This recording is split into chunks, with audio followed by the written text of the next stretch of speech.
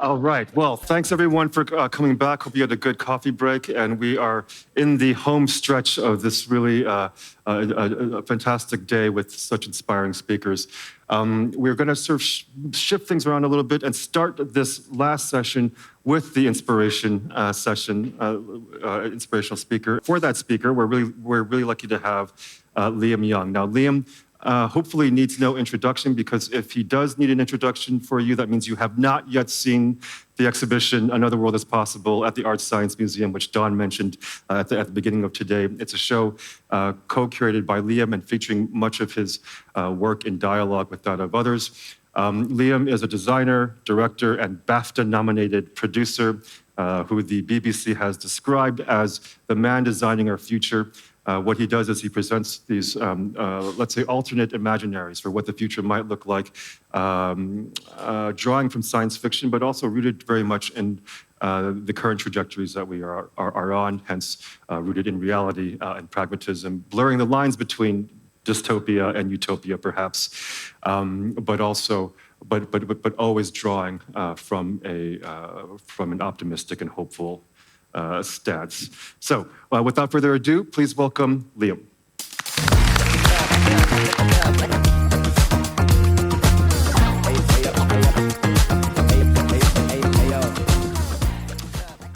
Okay, hi everyone. Please go and see the Art Science Museum show Another World is Possible. I've been here for a long time now setting that up, so it'd be sad to leave tonight. But I'm going to do everything I can, I promise, to try and find every opportunity to come back to Singapore. It truly is an extraordinary place. So let's dive in.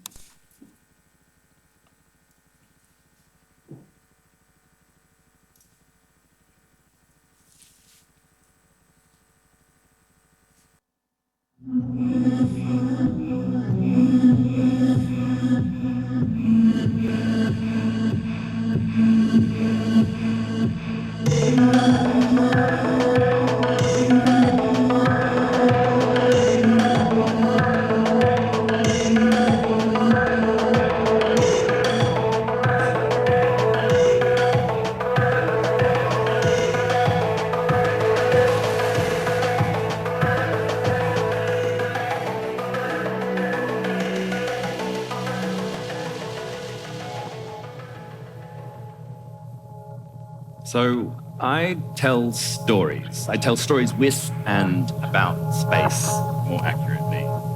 I'm a director, but most often I'm called a speculative architect or world builder, meaning I don't design buildings, but instead I make films, I build imaginary worlds for the entertainment industry. I tell stories about the global, the urban, the architectural implications of new technologies. And like all of us, I make this work against the backdrop of what is an urgent and critical moment, a moment when it sometimes feels very difficult to be hopeful about the future. Singapore, however, is this amazing place that continually seems to look forward with a scale and ambition that the rest of the world really feels is impossible. And in many ways, this is the project of our generation. How do we find ways to be hopeful amidst the darkness? And we make this work because how we relate to the future has always been shaped by the mediums of imaginary worlds. So whether it be our own projects for museums or world building for film and TV, or the careers that we help to build for our design students in the Fiction Entertainment Masters program that I run at SciArc in Los Angeles, all of us, we're all using imagined fictional cities and worlds as sites in which we can explore important ideas, not to just sell tickets or to create a backdrop for some superhero moment, but because such stories are an extraordinary shared language. They're how our culture has always shared and disseminated ideas, and ever since we can sit up, we're sat in front of a flickering screen or we fall asleep into the pages of a novel. And these narratives of imagined worlds, they can help us to visualize other possible futures that sometimes sit outside of the ones that feel all too inescapable. These worlds, they're products of culture, but at the same time, they produce culture. So as we write stories, we can begin to write the world. But of course, often these visions today skew towards the dystopian. And as a live action disaster film kind of plays in real time around us, it's easier to imagine things getting worse before they might get better. But if we leave behind the dystopias of previous generations, then in this moment, we need to define new aesthetic language for a future of radical climate remediation. So what I want to do for my time today is take you on a tour through a series of worlds that might form a counter-narrative to our future. A series of what I call new planetary imaginaries. Visions that are more complex and diverse, more hopeful and nuanced. The redesign of Earth, for example, has long been a narrative of science fiction. In that world, we call it the ecumenopolis, or the planet-wide city. And the term describes the hypothetical narrative concept of total planetary urbanization. And across the history of dystopian imaginary cities, amongst many others, the worldwide city has taken on the form of the sprawl in William Gibson's trilogy, or the automated city of Buramu, or the megalopolis of Neo-Tokyo, or Trantor, a planet entirely of architecture in Asimov's trilogy.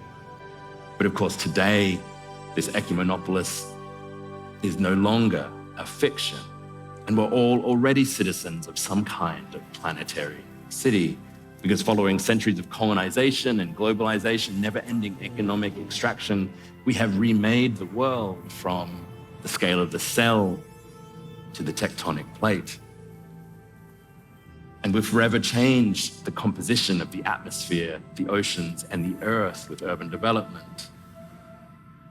And this city wasn't master planned by some single imperial power or a cyberpunk megacorporation, as science fiction would have us believe, but instead it was slowly stitched together from stolen lands by planetary logistics like the ones on our screen, where landscapes have become resource fields and countries have become factory floors. The countryside has become industrialized agriculture, and oceans have become conveyor belts. And the dystopias of cyberpunk that might previously have read as speculative cautionary tales are now the stage sets for the everyday.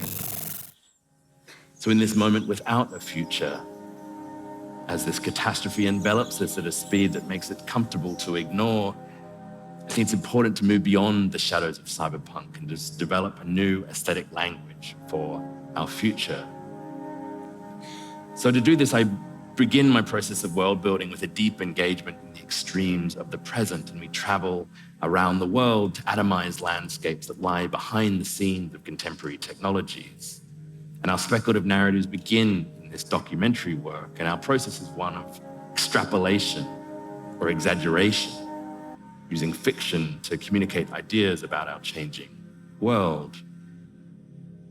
For example, to develop our vision for Planet City, a single city for the entire population of the Earth, we traveled to and filmed these mega-scale renewable energy and agriculture sites that already exist around the world today. The world's largest thermal solar field in the Mojave Desert, the illuminated indoor farms of harsh Siberian winters, the most productive wind energy network in Gansu, China, or the world's largest algae farm in Western Australia. All these monumental infrastructures are evidence that much of the technologies required to regenerate our climate are actually already here. And we extrapolate these systems into the fictional landscapes of Planet City.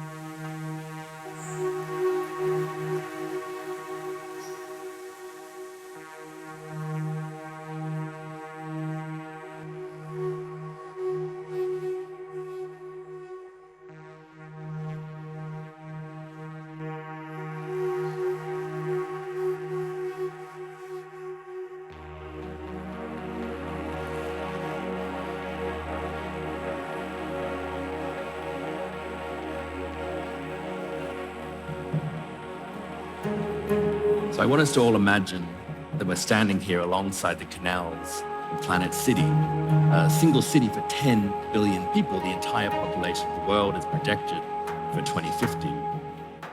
And if we listen, we can hear the hums and crackles of flickering blue and red LEDs that illuminate the lower reaches of the city's farm fields.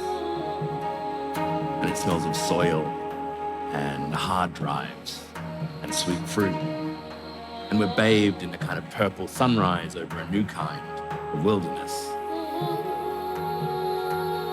A few years ago, seminal biologist Edward O. Wilson, he imagined a new world that he called half-Earth.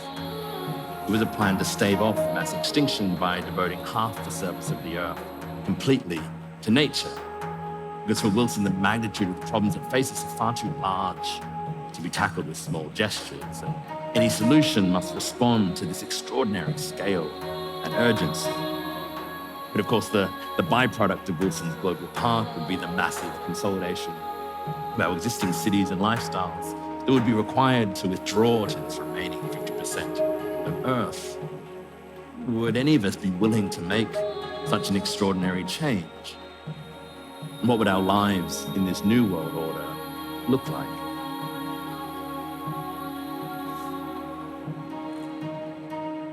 And really, this is the speculation where Planet City begins. And what if we were to design and visualize this radical reversal of our planetary sprawl, where such extraordinary crises require the most radical and bold responses? And how far could we push Wilson's proposal to save the Earth? Because in its most provocative form, if we were to reorganize our world and even just the intensity of the densest cities that already exist, then Planet City could actually occupy as little as 0.02% Earth. Could we imagine a global consensus to retreat from our vast network of cities into this one hyperdense metropolis? Let's hear the story of the city told from a young climate activist perspective, one of the city's first citizens.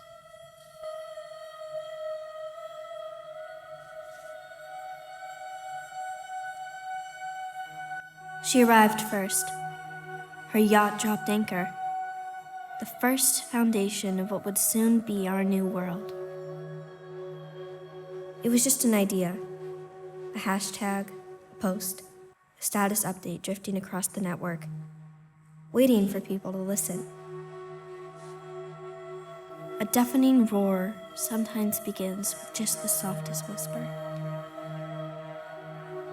We often thought, though, that such planetary-scale reorganizations seem impossible in our dystopian present, but somehow we've always managed to build the impossible. We've dug canals between continents, we joined coasts with railways, we landed on distant planets, and we built cities that stretch into the sky. And now, on the precipice of climate collapse, we just need to build the impossible again.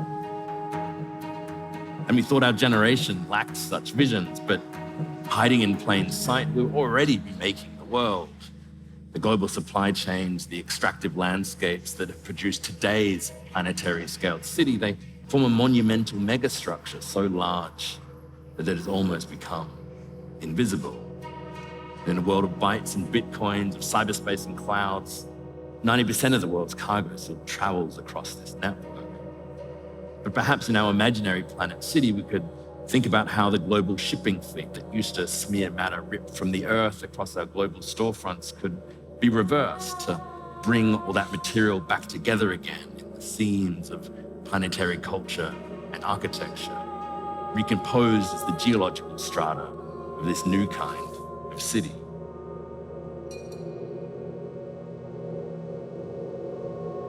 People packed up their homes, their precious possessions, the raw fabric of their lives.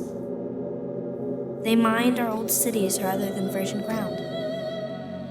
They were recombining our resources in a new constellation that would be more efficient, more compact, more home. And one by one, we might arrive at this city through a global citizen consensus or a voluntary and multi-generational retreat from the world that we once knew.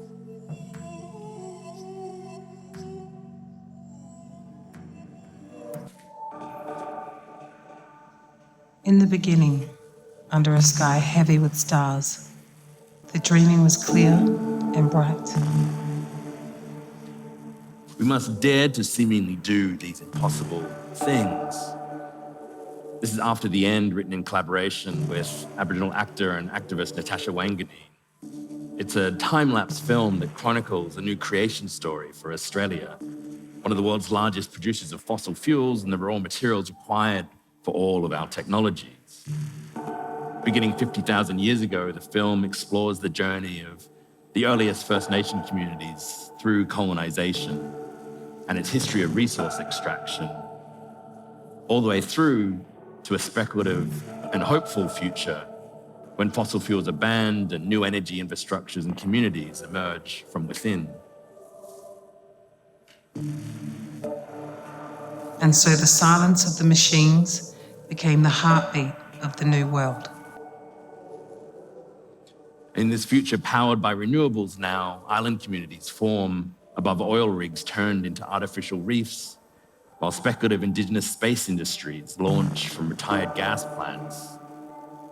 After the End follows the first peoples who return to the land to reclaim their sovereignty and weave these machines into their new future worlds.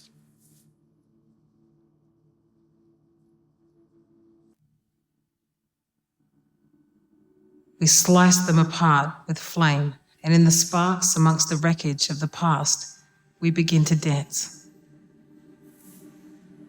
Our movements carried with them the weight of centuries, stomping our feet as the metal shattered beneath us and was swallowed up by the waves.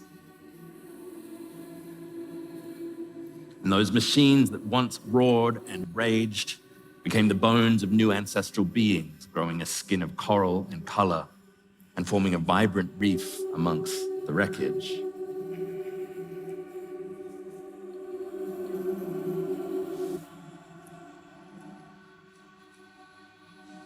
Soon our people would return to the water, to return to the sites that had once been stolen from us. Upon the reef rose a new city, an island of wood and water. They began to reweave what had been unraveled.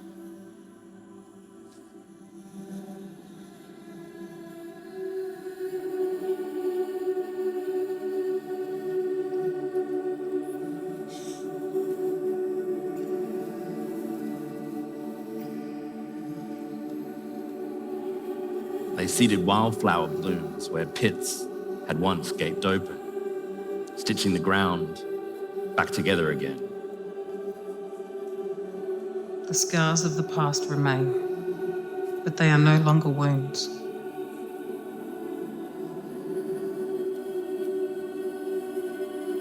The giant machines have been reborn. Now they stand as launch pads for the future, not beasts of destruction, but beings of light and memory.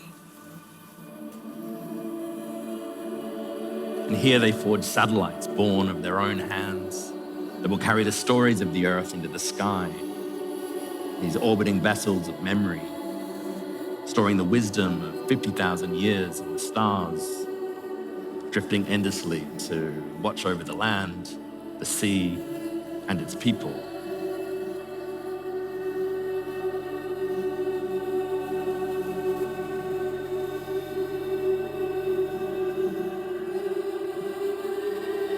And the oil-stained sands, the scorched plains, the broken hills, they're all part of this new story now.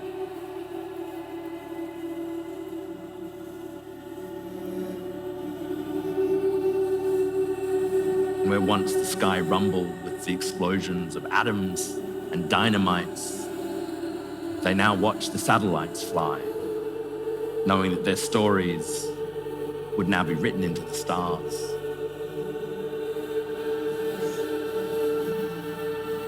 We dance not only for ourselves, but for the land that was taken and the land that was reborn, for the beings who had once walked the earth and for the new ancestors to come.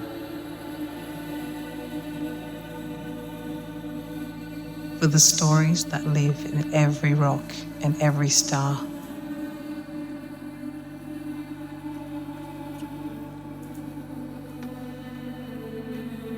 and under the wide, endless sky, we will remember.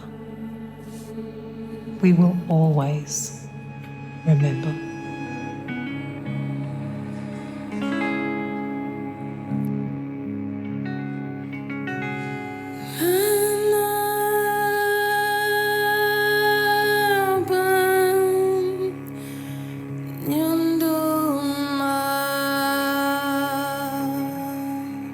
So the resource-rich global south has long empowered the technological desires of the world, but of course historically has always been excluded from them. And in this critical moment, at the beginning of this energy transition characterized enough to the end, at the beginning of the global infrastructures of AI, we have the opportunity to reimagine this cycle and reset the relationships of extraction that have scarred centuries. So in a near future dream of artificial intelligence, it'll require an infrastructure of power, of computation and raw materials so large, it'll span the entirety of the Earth. This AI machine requires an infrastructure that dwarfs empires. Endless solar seas and turbine forests, silent mega factories, and data centers cooled by waters and skies stolen from communities. World Machine chronicles this monumental transformation, capturing the intricate balance between technological advancement and environmental stewardship. And the first chapter of World Machine unfolds here in Southeast Asia, where the heartbeat of the machine pounds the loudest. Here, automated factories, emptied of people and working in the darkness, carve out chips with precision and efficiency. Data centers, no longer greedy thieves of rivers, are cooled by their own artificial lakes, tethered directly to vast solar oceans and turbine forests, their power drawn not from the breath of villages, but from the sky itself. And exhausted mines are not reopened, but reborn as forests and lakes, and raw materials are taken instead from new wounds. They're quarried from mountains of discarded devices, recycling empires that rise like cities of metal bones, where e-waste mountains are mined as though they were ancient ore, spun back into the veins of all these new machines. So this world machine speaks of machines as geology, of servers as new strata in the rock record, of circuitry born of crushed mountains, rare earth pressed into wafers, algorithms engraved into stone dust. That machine that comes from the earth will ultimately one day be returned to it. It's a film made of deep shadow and light, because World Machine sets before us landscapes that are both terrible and wondrous. The daunting awe of technologies so immense that they eclipse human scale, so massive that they're worlds unto themselves. They're infrastructures that resemble mountains and oceans, where computers become cathedral, and the sobering knowledge that our future intelligence is written into the geology of a once wounded Earth.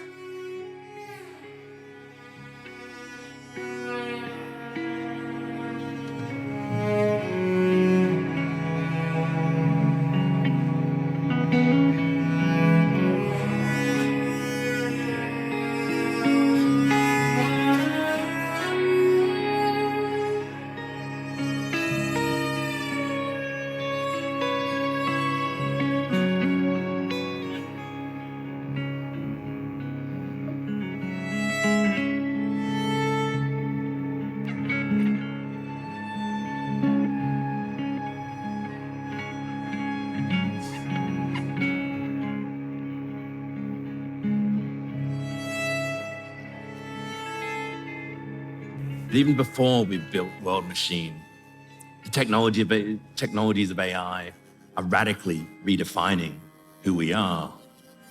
All of us are endlessly scanned by countless sensors, lasers, and cameras and satellites that are all feeding our AI city operating systems. This, for example, is how the AI sees our bodies. Our identity is abstracted to the proportions of a torso, the length of flailing arms and legs, these white-lined skeletons dancing before us. In this world, we watch on as an underground rave community dance with explosive contortions as they've invented a new choreography that will distort their silhouette and disguise the proportions of their frame so as to evade the body detection algorithms that city AI surveillance systems use. So the white lines we see are a visualization of the code mapping and remapping the body, searching for an image of the figures the AI has been trained on. And as it fails and the body vanishes, it blurs and is lost in a flurry of flesh. And they enact a new vocabulary of movement that to our own eyes is exuberant in plain sight, but through the eyes of the machine, two bodies become one, entangled with fractured limbs, fuzzy frames, and lost connections. And these same machine recognition algorithms that map our every move are also purposed to enact our fantasies of an augmented reality and robot-fueled future. This is some of the mixed reality and robots we created for the world of Mahershala Ali's film Swan Song. This is the future that sci-fi promises us. But we can't have this future without the other being systems of AI governance, where the management of the city, once publicly elected, is now outsourced to the cloud. We may not be citizens, but customers of tomorrow's cities. Skylines filled with the digital confetti of our desired world projected just for us. And that is what we try to do, to embed within the mediums of popular culture, like Trojan horses, critical ideas about who we're becoming and who we might want to be in these worlds that we're all making. As they dance, they hack the city to create these exuberant glitches, distortions, and disturbances in the AI dataset, reasserting the scale of our bodies, finding new resonance within the wilds of all these planetary machines. Machines that are all a testimony to our boundless desire and our fragile chance to begin again.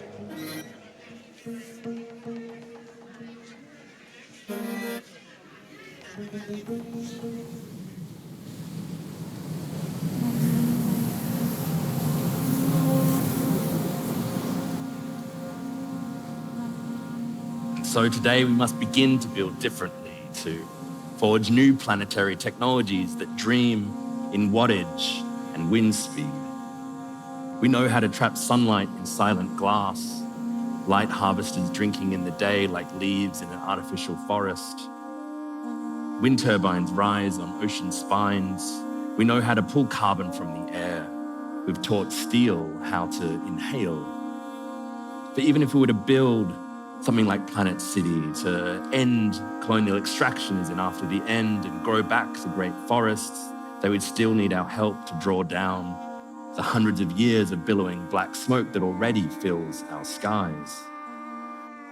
In our generation, out on these vast seas, we'll need to begin to build a new planetary infrastructure equivalent in size to the current entire global fossil fuel industry. This will amount to the largest construction project in our history, what we call our Great Endeavour, a constellation of CO2 sequestration fans and drilling rigs that suck air through their filters, transforming airborne carbon into a liquefied gas to be pumped deep beneath the ocean floor or desert rock. And powered by 1,000 wind turbines dragged to a grid, the salt spray fresh in the air, this is truly our generation's moon landing. A mobilization of workers and resources on a planetary scale that could only be possible through international cooperation to an extent that's never before been achieved. And cyberpunk once imagined the messy subcultures of the virtual. Solarpunk projects the aspiring communities of ecotech. the aesthetic movements of science fiction, they've always been productive in engaging the wider public in visions of what our futures could be. But if we leave behind the sci-fi tropes of these previous generations, the work I'm talking through, the worlds it imagines, I think of as artifacts of what we could call a new form of planetary punk.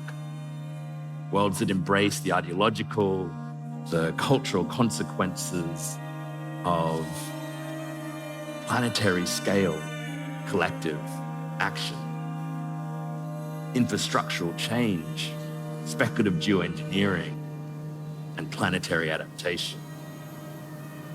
And the whip of these blades drive coordinated action to decolonize our atmosphere in our last great act of planetary transformation.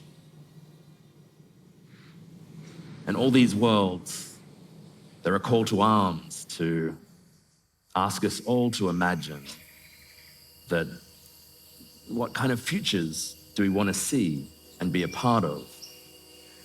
They're all produced in the hope that we might all keep making stories and building worlds that might become vessels for critical ideas about our collective futures. The future is truly a verb, not a noun, something that we do, not something that happens to us. And the future worlds we imagine really do become the futures that we all end up living in. Thank you.